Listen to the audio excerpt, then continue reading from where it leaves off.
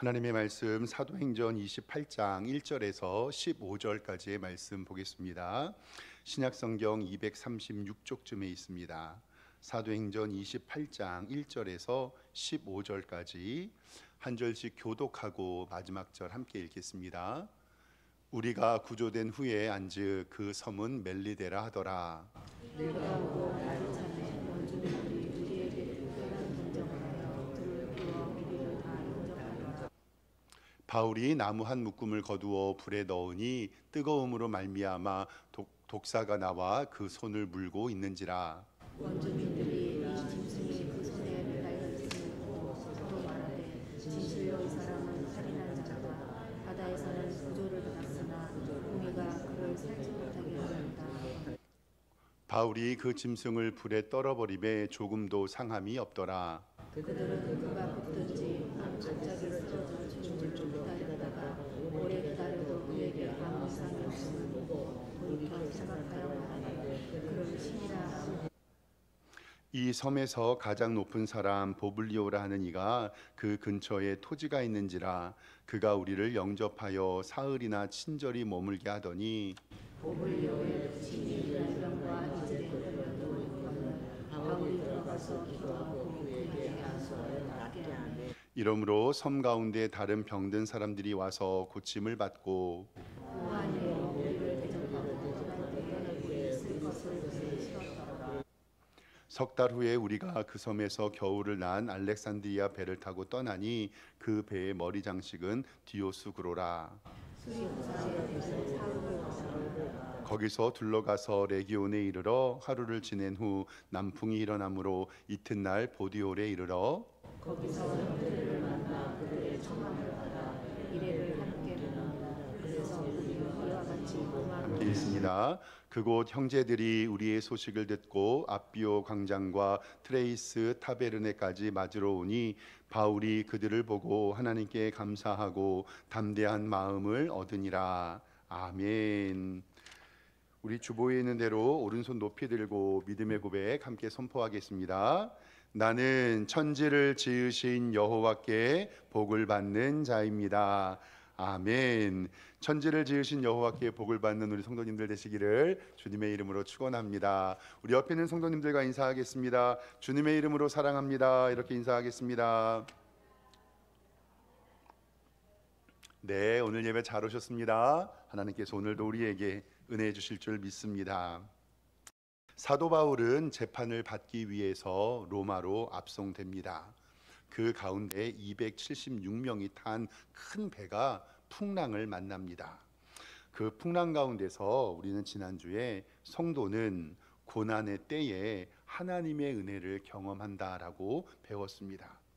정말 우리가 하나님 앞에 기도할 때 정말 우리 성도님들에게 간절히 기도하는 것은 고난 때문에 기도하는 것이 아니라 기쁨과 감사로 기도하기를 소망합니다.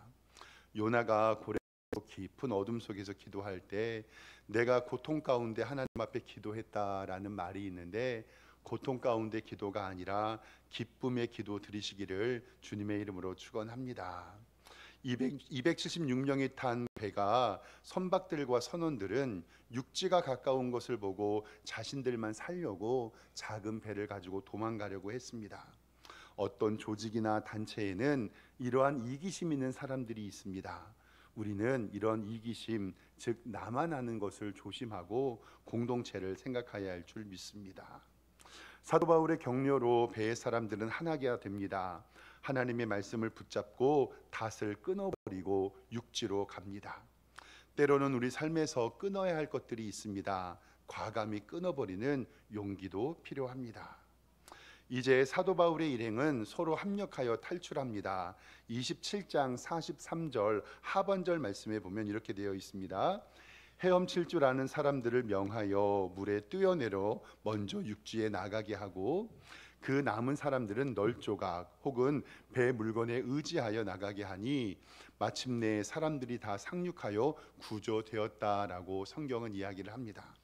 정말 하나님의 말씀처럼 안전하게 구조가 되었습니다. 그래서 한 섬에 도착해 보니 그 섬의 이름이 멜리데라고 합니다. 성경 말씀 보겠습니다. 28장 1절 말씀인데요. 우리가 구조된 후에 안즉 그 섬의 이름은 멜리데라라고 기록되어 있습니다. 참 감사한 것은 배가 난파가 되어서 먹지도 못하고 너무 많은 기간 동안에 휩쓸려 나왔는데 한 섬에 이르러서 정말로 감사하게 원주민들의 보호를 받게 됩니다. 오늘 2절 말씀 성경을 보면요, 비가 오고 날이 참에 원주민들이 우리에게 특별한 동정을 하여 불을 피워서 우리를 다 영접하였다라고 성경은 기록하고 있습니다. 얼마나 감사한가요? 죽을 고비를 넘기고 애를 썼는데 아무도 모르는 섬의 원주민들이 불을 피워주고 따뜻하게 하고 영접을 해줍니다. 그리고 잘 쉬고 재정비해서 로마에 가면 되는데 오늘 멜리데 섬에서 하나의 사건이 벌어집니다. 3절 말씀에 그 세푼이 기록되어 있습니다. 3절 성경 보면요, 바울이 나무 묶음을 거두어 불에 넣으니, 그러니까 불이 타고 있으니까 나무를 넣으니 그 뜨거움으로 말미암아 독사가 나와서 바울의 손을 물고 있습니다. 아마도 뱀 한 마리가 그 나무에 꽈리를 들고 앉아 있는데 그것을 모르고 사도 바울이 나무 장작을 던진 것 같아요. 근데 4절 말씀에 보면 어떻게 기록되어 있냐면, 원주민들이 이 짐승이 손에 매달려 있음을 보고 서로 말하되 진실로 이 사람은 살인한 자라. 바다에서는 구조받았으나 공의가 그를 살지 못하게 함이로다. 이때 당시에는 어떤 것에 대한 원인과 결과를 생각할 때였던 것 같아요. 뱀이 갑자기 튀어나와서 사도 바울의 손을 꽉 물어버리니까 이 사람은 살인한 사람인데 어떻게 해서서 배에서는 바다에서는 구원을 받았지만 이 하나님의 공의가 이 사람을 죽인다라고 믿었던 것 같습니다. 전 성경을 읽으면서 제가 그 사람이면 어떻게 했을까 이렇게 상상해 합니다. 사도 바울의 입장에서 한번 생각을 좀 해보겠습니다. 1차, 2차, 3차 선교 여행을 마치고 예루살렘의 본 교회로 돌아옵니다. 그러나 환영받지도 못한 채 억울한 고소를 당해서 죽을 고비를 넘깁니다. 그런데 그때 하나님의 음성이 들리죠. 로마로 가라. 힘들었지만 참고 인내합니다. 천부장을 만나고 벨릭스 총독을 만나고 베스도 총독을 만나고 아그리빠 왕에게 연계되어서 2, 3년의 흐릅니다. 이제 로마로 가는데 선정과 선원은 자신의 말을 듣지 않고 겨울 바람으로 출발해서 풍랑을 만나 겨우 살았습니다. 근데 한 섬에 도착해서 대접을 받고 있는데 갑자기 불에서 나무에 넣었던 숨어있는 뱀에게 물립니다.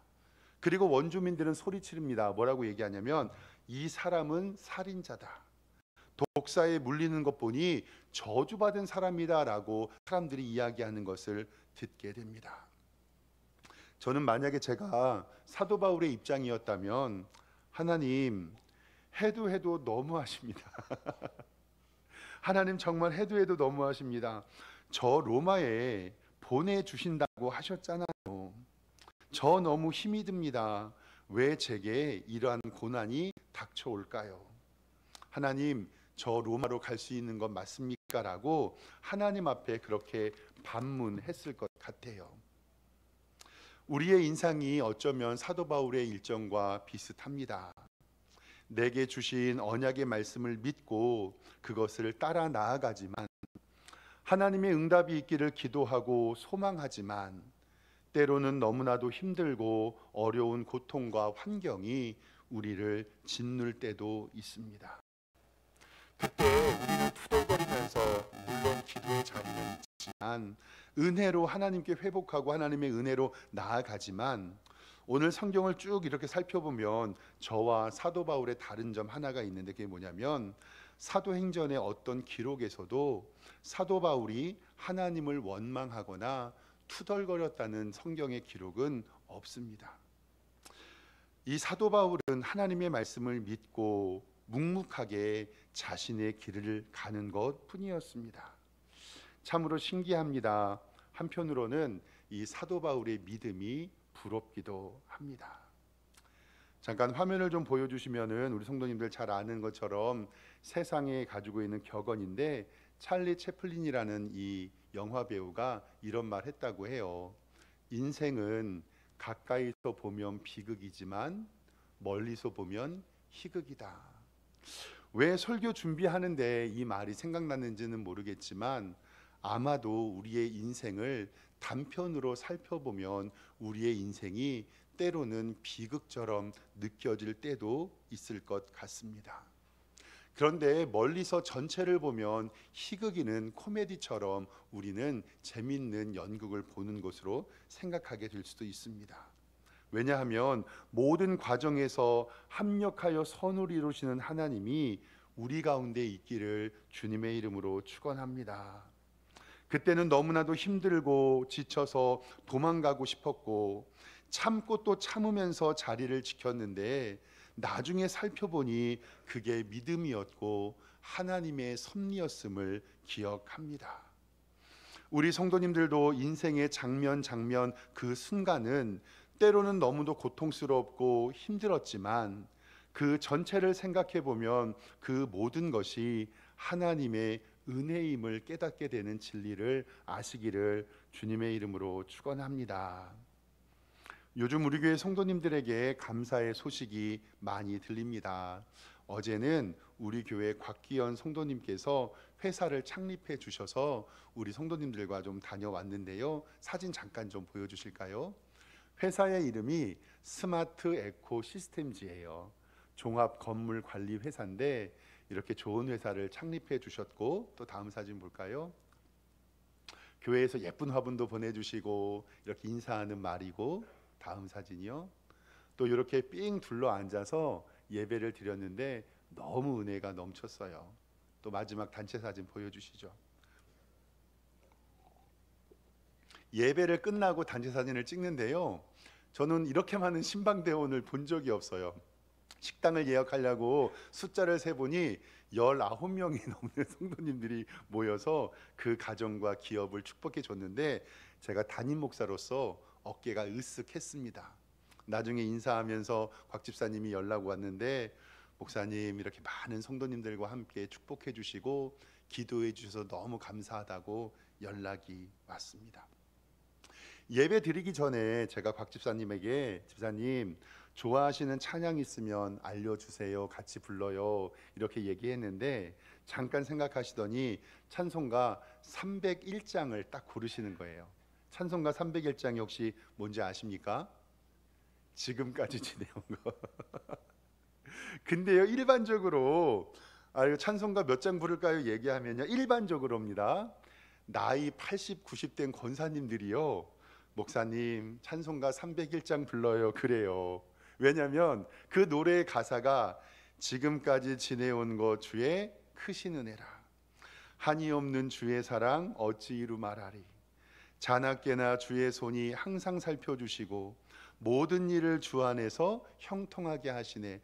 그러니까 80, 90 먹어진 우리 권사님들이 내 삶의 인생을 쭉 내려다보니 그때는 너무 하나하나 힘들었지만 지금까지 지내온 것 다 누구의 은혜죠?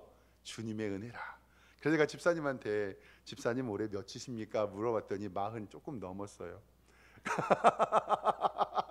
그래서 제가 30대 초반으로 보인다고, 근데 이렇게 이야기를 하고 예배를 드리는데 뭐라고 이야기하시냐면, 그 사업 하나 준비하고 사무실을 내고 그 기업 일구시는 게 쉬웠을까요? 어려웠을까요? 어렵죠. 목사님 우리 교회 금요 기도회 있었으면 벌써 나갔을 텐데, 아무튼 금요 기도회 때 오셔서 저 뒤에서 그렇게 소리질러 기도하시더라고요. 그러면서 어떻게 사업을 읽어왔는지, 재정 때문에 속이 상했던 일들, 어떤 빌라촌에 돈을 못 받아서 힘들어가지고 거기는 쳐다보기도 싫으시대요. 하나님의 은혜로 결국 돈을 받게 되고 그 사업체를 이루어 나가는 것들을 쭉 설명해 주셨는데, 지금까지 지내온 것 주의 크신 은혜라라고 고백하는 게 정말 그 성도님의 믿음임을 깨달았습니다. 요즘 같은 불경기에 사업하는 게 쉽지 않지요. 미수금 때문에 잠도 못 이루고, 그리고 어렵고 힘든 상황 가운데서 그 모든 리모델링 공사를 본인이 직접 바닥 공사까지 다 하셨다고 하시더라고요.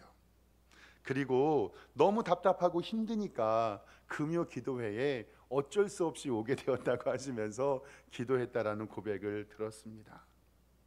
그래서 신방 대원들과 함께 하나님의 은혜만을 구하며 복의 근원 되신 하나님을 찬양하고 그 성도님에게 샘 근원에 얻는 축복을 얻기 위하여 함께 기도했습니다. 그 성도님이 얘기하신 것처럼 순간순간은 우리는 비극처럼 느껴질 수 있습니다. 그리고 괴롭게 느껴질 수 있습니다. 왜 내게는 이러한 고통만이 찾아올까 느껴질 수도 있을 것입니다. 그런데 사랑하는 성도 여러분, 우리의 삶의 전체를 보면 합력하여 선을 이루시는 하나님의 은혜로 우리의 인생은 비극이 아니라 우리의 인생은 희극임을 꼭 기억하시길 바랍니다. 그리고 우리가 마지막 갈 곳은 저 하늘나라 천국입니다. 예배를 인도하면서 꽤 오랜 시간 회사에 있었는데 저는 마음속으로 기도했어요. 다음에 우리 교회에서 창립예배, 설립예배 드릴 성도는 누굴까? 그 성도를 생각하면서 하나님, 그 성도도 샘의 근원의 복을 허락하여 주시고 100배의 복을 주십시오라고 지금부터 기도하게 되었습니다.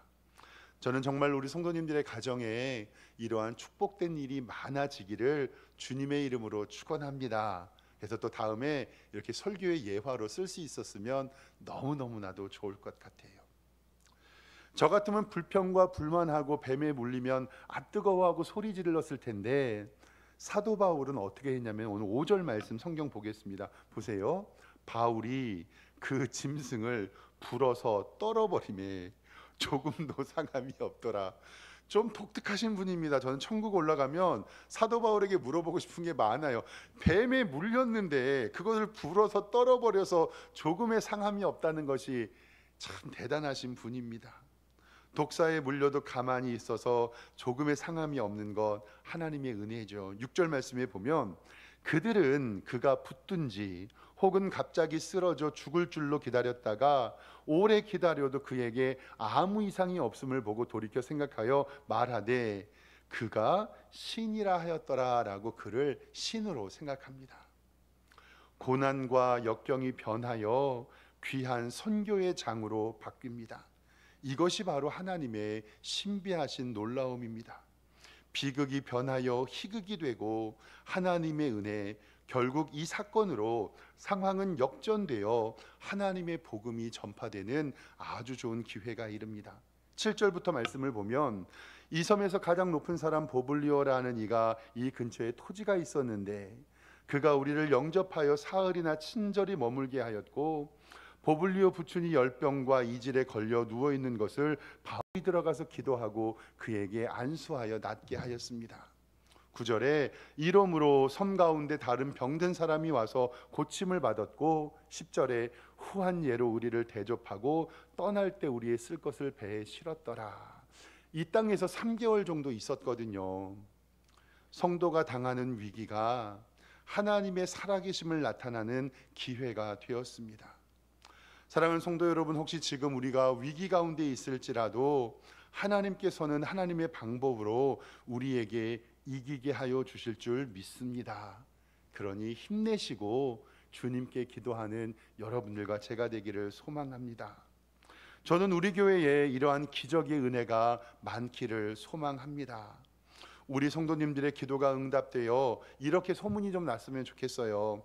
석샘 교회에 가서 기도하면 하나님이 응답해 주신다. 할렐루야. 아멘. 보블리오에 붙인 열병 그리고 이질이 고침받았으니 전도의 기회가 열리는 것처럼 우리 교회도 하나님의 은혜와 하나님의 복이 넘치기를 소망합니다. 그래서 교회는 늘 사랑을 베풀고 나누고 함께 기도해야 하나님의 교회가 부흥되는 것을 소망합니다. 그래서 신명기 15장 7절과 8절의 말씀은 교회에게 이렇게 나누라고 명령하십니다.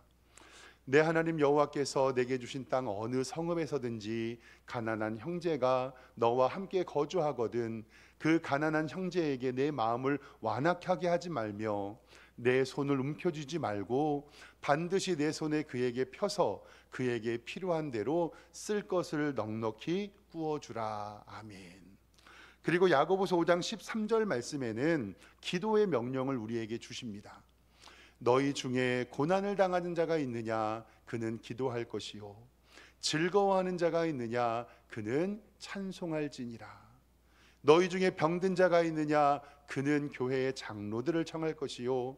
그들은 주의 이름으로 기름을 바르며, 교회의 장로들은요, 교회의 리더들을 얘기하는 거고, 주의 기름을 바르며 기도한다는 것은 안수를 뜻합니다. 그를 위하여 기도할지니라. 믿음의 기도는 병든 자를 구원하리니 주께서 그를 일으키시리라. 혹시 죄를 범하였을지라도 사하심을 받으리라.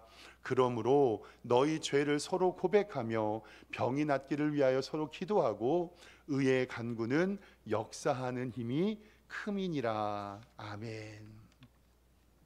오늘 일부 예배를 마치고 어떤 20살 조금 넘은 청년이 예배 시간 끝나고 저를 기다리고 인사를 드렸더니 저한테, 목사님 기도 제목이 있는데 저 안수기도 좀 해주세요. 그래서 저 예배 끝나고 기도해 줬거든요. 세상에 힘듦이 없는 사람이 없지요. 그런데 그 자매가 제게 와서 목사님 기도해 주세요 라는 그 말 듣고서 제 마음이 너무 감사했습니다. 왜냐하면 하나님의 교회에 예수님을 알지 못하는 사람들이 와서 기도를 요청하고 그 안수를 받는 것을 사모하는 마음을 보면서 하나님께서 그 자매의 문제에 해결해 주시기를 간절히 기도했습니다. 정말 우리 교회에 이런 기도의 응답이 넘치기를 주님의 이름으로 축원합니다. 석 달 동안 그 섬에서 거주하고 있던 겨울을 보내며 알렉산드리아 배를 갈아타고 이곳 저곳을 지나 이제 사도 바울은 로마로 도착하게 됩니다. 바울을 위로하여 많은 사람들이 와서 오늘 15절 말씀에는 바울이 그들을 보고 하나님께 감사하며 담대한 마음을 얻었다라고 성경은 기록하고 있습니다. 풍랑을 만나 멜리데 섬에 갇혔고, 그러나 하나님의 은혜가 그 가운데 있었습니다. 뱀에 물려서 고통을 당했지만 하나님께서 치료해 주셨고 그 섬의 사람들을 고치며 그것이 복음 전파의 귀한 기회로 삼아졌습니다. 사랑하는 성도 여러분, 모든 것이 합력하여 선을 이루는 줄 믿습니다. 지치지 마시고 하나님의 말씀 붙잡고 하나님만 바라보면서 하나님께서 복 주시는 2025년도를 기도로 준비하시는 여러분들과 제가 되기를 주님의 이름으로 축원합니다. 기도하겠습니다. 하나님 아버지, 은혜와 사랑에 감사합니다. 나도 감사하며 뱀에 물러도 감사하고 죽을 고비를 넘겨도 하나님 앞에 감사함으로 말미암아 합력하여 선을 이루는 하나님의 은혜를 누리게 하여 주시옵소서.